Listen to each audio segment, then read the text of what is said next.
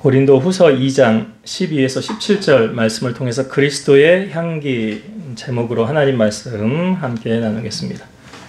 성경은 몇 권이죠? 한 권 아니죠? 66권입니다. 신약이 몇 권? 구약이 몇 권이죠? 3, 9, 27. 그래서 66권. 신약 27권 가운데 사도 바울이 쓴 서신이 몇 권이죠? 13권. 27권 가운데 거의 절반을 차지하는 13권을 사도 바울이 썼습니다. 사도 바울이 처음 성경에 등장했을 때 이제 사도행전을 우리에게 보여주고 있죠. 사도 바울이 처음 등장했을 때 모습 어떠했습니까? 스데반이 돌을 맞아 죽는 것을 당연히 여겼던 사람이죠. 사람들이 옷을 벗어서 사울이라 하는 청년의 발 앞에 두었더라라는 것은 이제 사울이 증인 섰던 거거든요. 책임자 역할을 했던 것입니다. 그렇게 사도 바울이 그 스데반 죽는 걸 당연히 여겼었는데요. 성경의 표현에 의하면 사도 바울이 교회를 진멸하고 남녀를 끌어다가 옥에 넘겼더라. 그랬던 사도 바울이 다메섹으로 가다가 예수님을 만나게 되죠. 눈은 떴는데 앞이 아무것도 보이지 않았습니다. 근데 하늘에서 음성이 들리기를 사도 바울이 묻죠. 누구십니까? 라고 말할 때 바울이 질문을 할 때 주님이 나는 네가 박해하는 예수니라. 거기서 바울은 주님을 만나게 되었습니다. 그리고 그의 인생은 완전히 다른 인생으로 변화되어졌죠. 예수님을 핍박하던 바울이 예수님을 전하는 바울로. 근데 사도 바울이 그 예수님 만나기 전에 행하였던 그런 잘못된 부분들을 이렇게 해석을 해요. 디모데전서 1장 13절.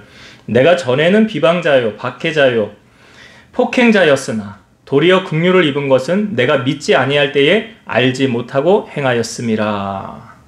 사도 바울이 모르고 행한 범죄 하나님이 용서해 주죠. 모르고 행한 거니까. 그러니까 몰랐을 때는 용서를 받지만 알고 또 잘못을 하면요, 그 대가를 지불해야 된다는 거죠. 사도 바울은 본인을요, 내가 죄인 중에 괴수다라는 표현을 해요. 아니 그도 그런 것이 우리가 사도행전 앞부분에 보여줬지만 스데반 죽는 거 당연히 여겼죠. 그리고 예수 믿는 사람들 옥에 가뒀죠. 그러니까 얼마나 핍박을 했습니까? 이게 유대교의 열심인 이 바울이요, 그러니까 예수님을 믿는 사람들을 박해하는 게 당연한 거였죠. 근데 정말 바울이 주님을 만나고 난 뒤에는 완전히 다른 사람 됐잖아요. 바울은 주님을 만난 후에 자기가 복음에 빚을 졌다라고 표현을 하고 있어요. 내가 복음에 빚진 자로다. 그래서 내가 복음의 빚을 갚기 위해서 1차, 2차, 3차 로마, 서바나까지 복음을 전하게 되었다는 것입니다.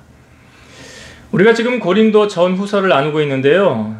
고린도라는 지역도 사도 바울이 2차 전도 여행 기간에 1년 6개월 동안 거기서 복음을 전하면서 세워졌던 교회가 바로 고린도 교회입니다. 53년도에 복음을 전해서 교회가 탄생이 된 건데요. 고린도 전서는 사도 바울이 3차 선교 여행 기간 중에 에베소에서 고린도 교회에 서신을 하나 보냅니다. 이게 고린도 전서고요. 그리고 사도 바울이 다시 방문했던 기억이 우리가 저번 주 말씀에 나눴어요. 사도 바울이 두 번째로 방문하였을 때 방문한 목적은 뭐였냐면 그 문제를 해결하기 위해 사도 바울이 방문을 한 거예요. 근데 해결됐어요? 안 됐어요? 안 됐다고 그랬잖아요. 그러니까 내가 마음이 평안하지 못하고 근심 중에 갔을 때는 문제가 오히려 해결되지 않고 오히려 분란만 더 커졌더라. 그래서 사도 바울이 내가 다시는 근심 중에 나아가지 않을 것이다 라고 결단하지 않습니까? 그리고 난 다음에 사도 바울이 다녀와서 편지를 쓰는 거예요. 디도편의 편지를 전달합니다. 이 눈물의 편지를 통해서 바울이 고린도 교인들을 사랑하고 있음을 알게 되었고요. 이 편지를 본 고린도 교인들이 어떤 반응을 일으켰을까? 그러니까 사도 바울이 디도편의 편지를 보냈거든요. 그리고 나서 디도에게 드로아에서 우리가 만나자, 아니면 그것이 여유치 않으면 마게도냐로 건너와서 만나자, 이렇게 아마 약속을 한 듯 합니다. 그게 오늘 우리가 읽은 12절과 13절에 있는 내용이에요. 그래서 마게도냐로 건너와서 디도를 만나게 된 바울은 궁금하잖아요. 고린도 교인들이 내가 보낸 편지를 보고, 이거는 고린도 후서가 아닙니다. 고린도 전서를 보내고 그 다음에 만나고 난 다음에 편지를 보내고 난 다음이에요. 그러니까 이 편지를 받은 고린도 교인들의 소식이 궁금하잖아요. 그러니까 디도에게 묻는 거예요. 마게도냐에 만나서. 어떻게 됐느냐. 고린도 교인들이 이 편지를 보고 어떤 반응을 일으켰느냐 궁금했는데 디도가 말하기를 그들이 회개하며 또한 화해를 이루었다는 기쁜 소식을 사도 바울에게 전하게 됩니다. 그래서 그 즉시로 사도 바울이 편지를 써서 보낸 것이 뭐라고요? 고린도 후서라고요. 그게 고린도 후서예요. 사도 바울이 오늘 읽은 우리가 본문의 말씀에 보니까요. 디도를 만나기 전까지 사도 바울의 심경이 어떻다고 표현하고 있습니까? 자, 우리 성경을 다시 볼게요. 12절과 13절 말씀 다시 한번 보겠습니다. 내가 그리스도의 복음을 위하여 드로아의 이름에 주 안에서 문이 내게 열렸으되, 이 드로아는 어디냐면 아시아의 서쪽 끝, 그리고 유럽을 시작하는 동쪽의 입구, 이렇게 생각하시면 돼요. 우리가 터키라는 나라를 가보면 터키가 아시아와 유럽을 연결하는 그런 도시 아닙니까? 그러니까 그 지역으로 아시아의 끝쪽인 도시가 바로 드로아예요. 드로아. 그래서 그 드로아에서 이제 사도 바울이 이제 이것은 2차 전도 여행 기간에 사도 바울은 자기 마음에는 아시아로 복음을 전하고 싶은 마음이 있었는데 성령께서 그 길을 막으시는 거예요. 그러니까 아시아라고 한다면 이제 그 갈라디아 그 위쪽으로 해서 본도로 해서 그쪽으로, 그러니까 터키 쪽으로 해서 유럽 말고 아시아 쪽으로 가려고 했거든요. 근데 주의 성령이 막으시는 거예요. 그런데 환상 가운데 마게도냐 사람 하나가 서서 사도 바울에게 나타나서 와서 우리를 도우라 그래요. 와서 우리를 도우라. 이 환상을 보고 사도 바울이 하나님께서 내가 마게도냐 유럽 쪽으로 가기를 원하시는구나. 그래서 2차 전도 여행 기간에 그쪽 빌립보로 해서 데살로니가로 해서 고린도 이쪽으로 내려가게 된 거예요. 지금으로 말하면 아덴, 그리스 이쪽으로 방향을 틀어서 사도 바울이 복음을 전하게 된 것입니다. 그러니까 하나님께서 그 길을 열어주셔야 되는 거죠. 내가 하고 싶다고 되는 게 아니었어요. 그러니까 여기도 지금 드로아의 이름에 주 안에서 문이 내게 열렸으되 13절 내가 내 형제 디도를 만나지 못함으로 내 심령이 편하지 못함으로 그들을 작별하고 마게도냐로 갔노라. 그러니까 이것은 뭐냐면 사도 바울이 마게도냐를 디도를 어디서 만나냐면 마게도냐에서 만나게 되거든요. 그러니까 지금 드로아에서 만나지 못하고 이제 마게도냐로 건너가서 디도가 고린도 교인들 소식을 가지고 마게도냐에서 만나게 돼요. 그러니까 지금 만나기 전에 사도 바울의 심경을 지금 표현하는 거죠. 자, 디도를 만나기 전에 바울의 마음은 어떻다라고 말합니까? 내 심령이 편하지 못하여 라고 말하고 있어요. 편하지 못하였더라. 저에게도 바울과 같은 심정이 느껴질 때가 있습니다. 언제 그런 마음이 느껴지냐? 보여야 될 사람이 보이지 않을 때 계속 신경이 쓰이는 거예요. 언제 그럴까요? 목사님은 예배 자리에 보여야 되는 사람이 보이지 않을 때, 연락도 없이. 그러면 예배 내내 말씀을 전하면서도 신경은 그쪽으로 곤두서 있는 거예요. 아니 대체 무슨 일이 있나? 왜 못 나왔나? 못 나오면 못 나온다고 연락을이라도 해주셨어야 될 텐데 연락도 없었고 어떻게 된 건가? 그 마음이 불편한 거예요. 목사님들이 목회를 할 때요, 두 종류의 성도가 있습니다. 두 종류의 성도가 있어요. 한 성도는 목사님이 목회를 하는데 아주 즐겁게 기쁘게 목회를 하도록 옆에서 돕는 사람들이 있어요. 목회를 목사님 같이 동역을 하는, 서로 도와주는. 그러니까 사도 바울이 복음을 전할 때 고린도에서 사도 바울 혼자 복음 전하지 않았죠.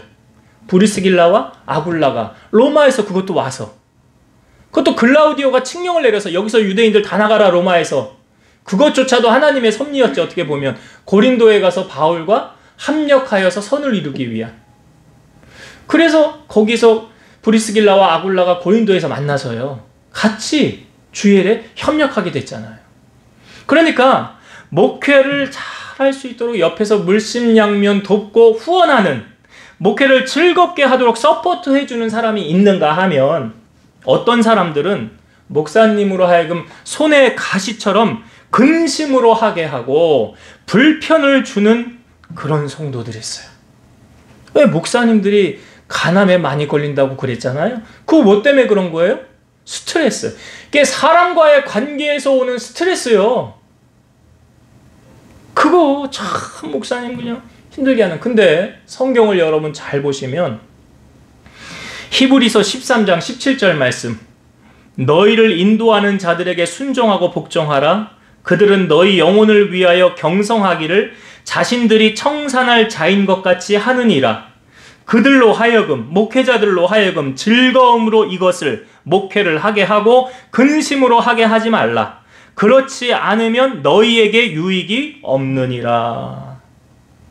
그러니까 목사님 즐겁게 목회하게 하는 그런 성도들은 누가 유익이라는 거예요? 본인들이 유익.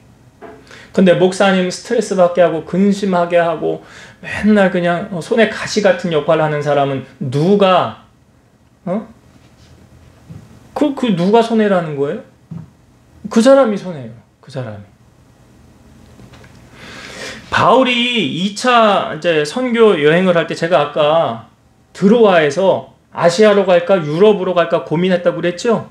근데 성령께서 환상을 보여주시고 어디로 가라고 그랬어요? 마게도니아로. 그래서 마게도니아 지역에 처음 가서 세워진 교회가 어디냐면 빌립보 교회예요. 빌립보 교회가 가장 먼저 그때 세워졌는데 그때 환상 중에 보여준 한 사람, 그 사람이 아마 루디아가 아닐까. 루디아가 자주 장사하는 사람, 이런 옷 장사 그런 일을 하는 사람이었는데요. 성경에 보면 하나님께서 루디아의 마음의 문을 열어서 사도 바울과 그 일행들을 이렇게 얘기해요. 만일 나를 주 믿는 자로 알거든 내 집에 들어와서 유하라. 그래서 강권해서 그들을 머물게 합니다. 그러니까 바울이요, 복음을 전할 때 혼자 다닌 거 아니잖아요. 늘 옆에 의사 누가가 함께 했잖아요. 그리고 또 다른 같이 동역하는 사람도 있죠. 신라가 2차 전도 여행에 신라가 있었고 1차 때는 바나바가 같이 다녔잖아요. 그러니까 그 무리들을 자기의 집으로 들어와서 집에 들이면 일단은 뭐 해주는 거예요? 잠잘 곳을 제공해야 되죠. 그것만 합니까? 먹을 거예요. 그런 거를 다 루디아가 섬겼다는 거예요. 그것도 어떤 마음으로요? 강권해서 머물겠다는 거예요. 이게 빌립보 교회의 시작이에요. 그래서 빌립보서 4장 1절 보면 그러므로 나의 사랑하고 사모하는 형제들, 나의 기쁨이요 면류가 아닌 사랑하는 자들아, 이와 같이 주 안에 서라. 빌립보 교인들을 향하여 바울이 말할 나의 기쁨이요 면류가 아닌 사랑하는 자들아. 그러니까 바울의 목회를 이렇게 돌이켜보면 협력하는 사람들도 있었던가 하면 이렇게 좋은 사람들, 그렇잖아요? 자기의 것을 내어놓고 자기 것이라고 하지 않고 그런 사람들이 있었던가 하면 오히려 바울의 눈에 가시 같은 역할을 하는 사람들도 있었어요. 바울이 자기 영적으로 낳은 아들 디모데를 향하여 이렇게 말합니다. 전에 너를 지도한 예언을 따라 그것으로 선한 싸움을 싸우며 믿음과 착한 양심을 가지라. 어떤 이들은 이 양심을 버렸고 그 믿음에 관하여는 파산하였느니라. 그 가운데 후메네오와 알렉산더가 있으니 내가 사탄에게 내준 것은 그들로 훈계를 받아 신성을 모독하지 못하게 하려 함이라. 여기 후메네오와 알렉산더라는 사람들은 마귀의 밥이 됐다는 거잖아요. 그러니까 얼마나 바울 힘들게 했겠어요. 이게 영적으로 안 맞으니까, 부닥기니까 늘 반대편에 서지 않았겠어요? 이스라엘 백성이 애굽에서 출애굽을 해서 광야 40년 길을 갈 때 성경은 그 광야를 이끄는 지도자 모세를 향하여 이스라엘 백성들을 향하여 광야 교회라라고 표현하잖아요. 교회예요, 교회. 광야 생활을 하는 교회로 표현을 하고 있다는 거예요. 그런데 그 광야 교회, 쉽게 말해서 담임 목사님이 모세잖아요. 근데 모세가 구스 여인을 아내로 취하는 사건이 있었습니다. 민수기에 보면. 그런데 그 사건을 두고 그의 형인 아론과 그의 누나인 미리암이 모세를 찾아와요. 그러면서 이렇게 말해요. 야, 하나님이 너하고만 대화하냐? 우리하고도 대화한다. 너에게만 말하냐? 우리에게도 말씀하신다. 그래서 비꼬는 거죠. 쉽게 말해서. 그러니까 하나님이, 모세는 가만히 있었어요. 하나님이 말씀하시면 너희 세 사람 회막 앞으로 모여라. 모세와 아론과 미리암이 회막 앞에 모였어요. 그리고 하나님이 이렇게 말씀하시는 거예요. 아론과 미리암을 향하여 너희는 어찌 내 종 모세 비방하기를 두려워하지 않느냐. 그러면서 하나님 말씀하시기를 교통정리를 어떻게 하시냐면 미리암 있죠. 모세의 누이였던 미리암에게 나병이 생기게 합니다. 옆에서 그것을 아론이 바라봤어요.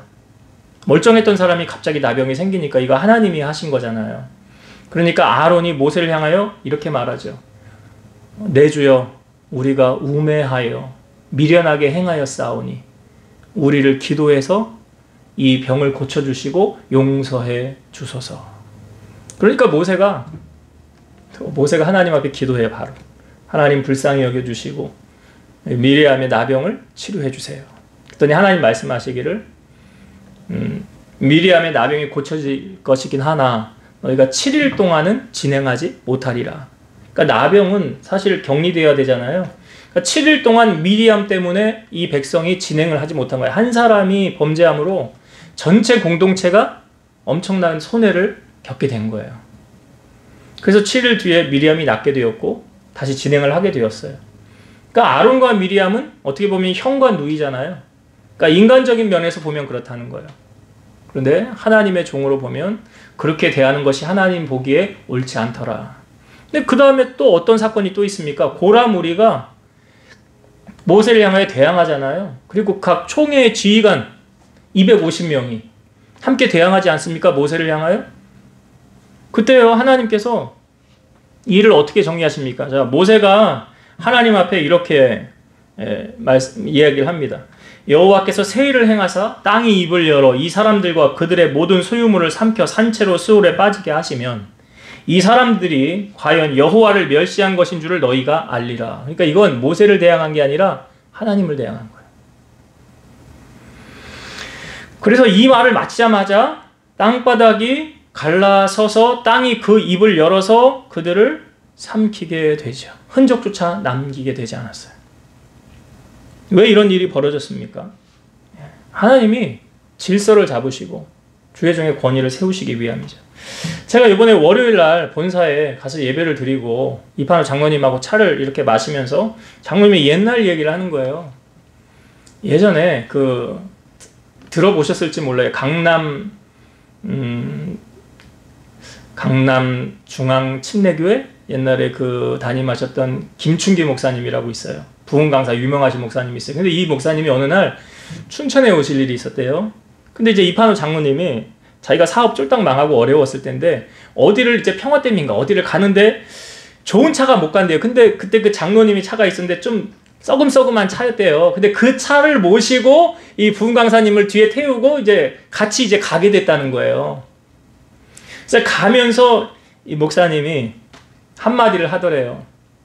그때 이제 집사님이었으니까 집사님 그러길래 네 그랬더니 주의 종에게 잘하세요 그러더래. 주의 종에게 잘하세요. 다른 말은 별로 안 하시더래요. 근데 그때 하여튼 하셨던 그 목사님의 말씀이 이판호 장로님의 오죽하면 잊지 않고 계속 되새기고 있었던 거예요. 그래서 제가 지금 관계를 20년이 넘게 이렇게 맺어오고 있잖아요. 근데 한 번도 저의 앞에서 소리를 친다거나 얼굴을 찡그리거나 인상을 쓰거나 그런 적이 한 번도 없었어요. 정말. 과연 사람이 그럴 수 있을까라고 할 정도로. 그리고 또 이런 얘기를 하더라고요. 단칸방에 지내서 살고 있는데 옛날에는 부흥 집회 많이 했잖아요. 부흥회 하면 성도들이 대접하잖아요. 강사 목사님들. 근데 윤영순 권사님이 강사 목사님을 자기 집으로 초청을 했대. 그때 자기 집 단칸방인데 2층 침대에 애들 하여튼 놓고 아주 좁은 그곳에 된장찌개를 끓여가지고 강사 목사님을 대접을 했다고 그러더라고요. 이판호 장모님이 얘기를 하는데 그거 왜 그렇겠어요? 복 받으려고 그런 거지 뭐. 하나님 앞에 복 받으려고. 그 어려운 그런 상황에, 아니 뭐 돈이라도 많았으면 식당을 예약해서 그쪽으로 모시겠죠. 누가 집에서 된장찌개 끓이고 이렇게 해가지고. 하긴 옛날에는 뭐 집에서들도 많이 했으니까. 예, 저희 아버지 목회할 때도 이제 가끔 부흥회하고 그러면 그렇게 하긴 했었으니까. 여러분, 분명히 우리가 신앙생활하면 알아야 되는 건 뭐냐면요, 목사님과 갈등이 있잖아요. 그럼 먼저는 은혜를 못 받습니다. 신앙생활 할 때 그래요. 은혜 못 받아요. 목사님하고, 아니 얼굴도 보기 싫은데, 교회 와서 예배 드리기도 싫은데, 그럼 거기에 와서 앉아 있으면 은혜가 되겠어요? 관계가 참 중요한 거예요. 그래서 더 하나님께서 이 주의종하고 이렇게 갈등이 지면 그 사람이 하는 일을 하나님이 잘 안 되게 막으세요. 저는 많이 봐서 알아요, 그걸. 제가 아까 여름에 되면 이제 수박 생각이 나는데 저번에 라디오로 들었어요. 든든한 교회 장양희 목사님, 자기는 어렸을 때 아버지가 수박 사오는 게 그렇게 싫었대요. 수박을 사와서 집에 오면 수박을 반 갈라가지고, 야 이거 목사님 댁에 갖다 드리고 와라. 그러면 얘가 뭐 차가 있어요, 뭐가 있어요, 가깝지도 않아요, 거리도. 더운데 그 먼 거리를 그거 수박을 갖다 주고 그랬대요. 그러니까 옛날에 이렇게 주의 종들을 잘, 아니 성경에 나오는, 보세요 여러분, 수넴 여인 엘리사한테 어떻게 했어요? 강권하여 데려다가 자기 집에서 대접을 하고 방을 지어주고 침대를 놔주고 책상을 놔주고 언제든지 지나갈 때 쉬게 했잖아요. 사르밧 과부도 그렇지 않았어요? 엘리야가 와가지고 물 가지러 갈 때 떡 좀 가져오라는데 떡 없는데요. 한 끼 해먹을 거 단데요. 그거 가져오래잖아요.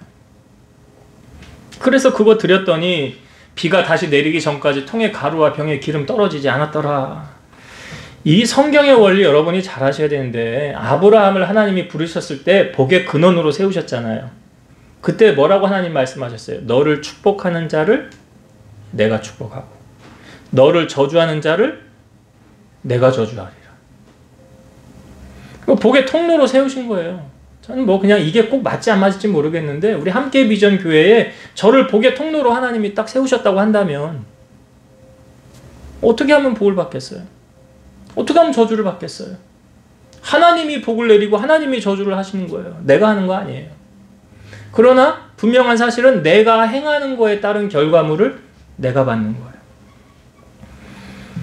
그래서 절대로 목회자고 여러분 등지면 절대 복을 못 받아요.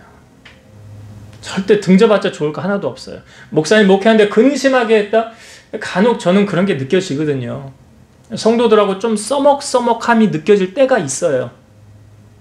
제가 말은 잘 안 하지만 그게 하나님께서 주시는 마음이에요. 제 마음 가운데. 근데 그런 마음이 하나님 저에게 좀, 저는 기도할 뿐이죠. 저는 우리 성도들을 위해 기도할 때, 하나님 저 성도는 좀 쫄딱 좀 망해가지고요, 좀 깨닫게 좀 해주세요. 저 이런 기도 안 합니다. 왜 안 하는 줄 아세요? 왜 안 하겠어요? 그렇게 해봤자 좋을 게 없잖아, 사실은. 아니, 잘 돼야지. 그래야. 아니, 뭐라고 그래요? 갑자기 생각이 안 나네. 부자, 어디서, 곳간에서 임신난다, 이런 말 있잖아요. 하여튼. 응? 곳간에서 임신한다, 그래. 아니, 성도가 복을 받고 잘 돼야 하나님 앞에 헌금도 많이 할 거 아니에요. 그리고 잘 섬길 거 아니에요. 그러니까 그렇게 기도하지. 아무튼 그래요. 제가 말씀을 준비하면서, 이건 사도 바울의 마음이 지금 저에게 느껴져서 제가 이걸 전하는 거예요. 마음이, 심경이 바울이 편하지 못하였더라. 여러분, 절대 목사님 마음 불편하게 하면 누구에게 유익이 없다고요? 네, 나에게 유익 없어요. 그래서 제가 우리 안권사님을 자꾸 옆에 두고 가까이 하려는 이유가 뭔지 아세요? 저에게 웃음을 주거든요. 즐거움을 주거든요. 네. 그래서 제가 자꾸 옆에 모시려고 그러고 가까이 하려고 그러는 거예요. 시간만 나면 밥 먹으려고 그러고. 그런 성도가 되면 얼마나 좋아요. 그러니까 목회를 하면서, 제가 목회를 하면서, 여러분 언제까지 우리가 신앙생활 할지는 모르나 주님 나라 가는 그날까지 즐겁게 목회하면 좋잖아요. 그리고 나도 신앙생활 기쁘게 하면 좋잖아요. 그런 여러분이 다 되기를 주의 이름으로 축원드립니다. 그 다음 사도 바울이 소개할 때요, 이런 표현을 하고 있어요. 너는 그리스도의 향기라 라는 표현을 하거든요. 그리스도의 향기라.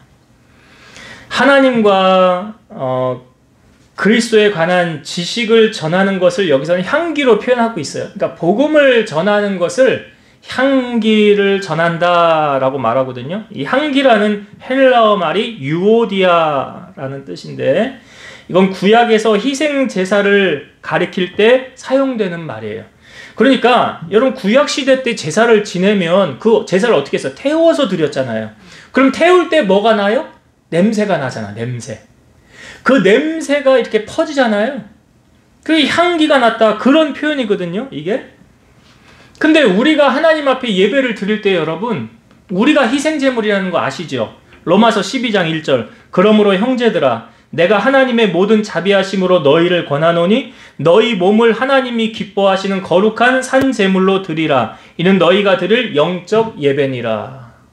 우리 몸이 뭐라고요? 산제물이라고요. 그래서 내가 태워지는 거예요. 예배 시간에 나를 태워서 하나님 앞에 드려지는 예물로 지금 드리는 거예요. 그러니까 우리를 통해서 전해지는 복음을 향기가 드러나듯이 삶을 통해서 드러나게 해야 된다는 거예요. 그러니까 삶으로 드러나지 않는 복음은 가짜 크리스찬이고요. 이 진짜 크리스찬은 삶으로 드러나는 거예요. 우리의 아림이가 미숙아로 태어났잖아요. 33주? 32주? 33주? 하여튼 이렇게 태어났는데, 워낙 미숙하니까 다 인큐베이터로 들어갔죠. 그래서 인큐베이터에 한 달 정도 있다가 퇴원을 해서 나왔지만 병원 갈 일이 많았어요. 워낙 약하게 태어났으니까. 그래서 이제 기독병원을 좀 다니다가 조금 커서 이제 일반 병원 소아과를 가게 됐어요. 그때 21세기 소아과 단계동에 있었을 때 그 기독병원에서 추천을 해줬었어요. 그래서 그 병원을 이제 몇 번 가게 됐을 때 어느 날 의사 선생님이 저보고 묻더라고요. 혹시 목사님이세요? 그러는 거예요. 혹시 목사님이세요? 그러게. 네, 목회하고 있습니다. 그랬더니 아, 그래요. 그런 것 같았어요. 그러면서 그 다음부터 병원비를 안 받는 거예요. 근데 저를 목사로 질문을 하고 봐주는 게 저는 상당히 좋더라고요. 어느 날은 한 번은 광고회사를 갔는데 그때 그 광고회사 안에 어떤 피부과 의사 선생님을 만나게 됐어요. 우연찮게. 근데 저를 보더니 혹시 목사님이네. 그래서 맞다고 그랬더니 자기 병원에 이제 언제 한번 와서 이렇게 그냥 치료를 받으라는 식으로 그랬나요? 예, 그런 적이 있었어요. 예. 피부과 회사에 갔다가. 그래서 여러분, 제 입장에서 제가 목사지만 저를 목사로 봐주는 게 저는 기분이 좋을까요? 나쁠까요? 그렇죠. 그러면 여러분들을 향하여 혹시 교회 다니세요? 라고 물어보면 예, 좋은 거죠. 그거 좋은 거예요. 그런데 저 교인이 저 따위야 라고 하면 그거는 안 좋은 거잖아요. 그러니까 우리의 삶을 통하여서 삶 속에 내가 주님을 드러내고 있는가 중요한 거예요. 그래서 나를 통해서 복음의 문이 닫힐 수도 있고 열릴 수도 있다는 거죠. 사도 바울에 의하여 선포된 하나님의 말씀, 그 복음이요, 그리스도의 향기라라고 했는데 이게 어떤 사람에게는 좋은 향기가 될 수 있고 어떤 사람에게는 나쁜 향기가 될 수 있대요. 16절의 말씀 보겠습니다. 16절. 이 사람에게는 사망으로부터 사망에 이르는 냄새요, 저 사람에게는 생명으로부터 생명에 이르는 냄새라. 누가 이 일을 감당하리요. 자, 하나의 똑같은, 이게 어떤 의미냐면 똑같은 향기, 그러니까 똑같은 말씀을 전했다는 거죠. 똑같은 복음이 전해졌는데 어떤 사람에게는 그것이 죽음의 악취가 되지만 어떤 사람에게는 생명의 향기가 되더라. 똑같은 복음임에도 불구하고. 그러니까 예수님의 죽음이 평범한 한 사람의 죽음이며 그것으로 끝난 것이라고 여기는 자들에게 그들의 생각에 따라 죽음을 맞게 될 것이나, 예수 그리스도를 인식하고 그의 죽음이 끝이 아니라 부활하여 하나님의 우편에 앉아 계시며 다시 오심을 믿는 자들에게는 영생이 주어지는 것이다 라고 믿는 자들에게는 어떤 냄새가 날까요? 생명의 냄새가 나겠죠. 그러니까 그냥 복음을 아예 쓸데없는 거네, 쓸데없는 거 전하고 있네, 그럼 그 사람에게는 사망에 이르는 냄새. 그런데 그 말씀을 듣고 다시 회복함을 얻고 소생함을 얻는 사람은 생명에 이르는 냄새라. 그러니까 복음은 모든 사람에게 들려지지만 그것을 믿는 사람과 믿지 않는 사람은 상당히 결과가 다르다는 거죠. 요한복음 5장 24절, 내가 진실로 진실로 너희에게 이르노니 내 말을 듣고 또 나 보내신 이를 믿는 자는 영생을 얻었고 심판에 이르지 아니하나니 사망에서 생명으로 옮겼느니라. 여기 16절에 사망과 생명이 있잖아요. 이 말씀 속에 사망에 거하는 사람은 예수 그리스도를 구주로 영접하지 않고 믿지 않는 사람, 영원한 사망에 거하는 거죠. 그러나 주님을 믿는 사람은요, 믿는 자는 영생을 얻었대요. 데살로니가 후서 3장 2절 후반절, 믿음은 모든 사람의 것이 아니니라.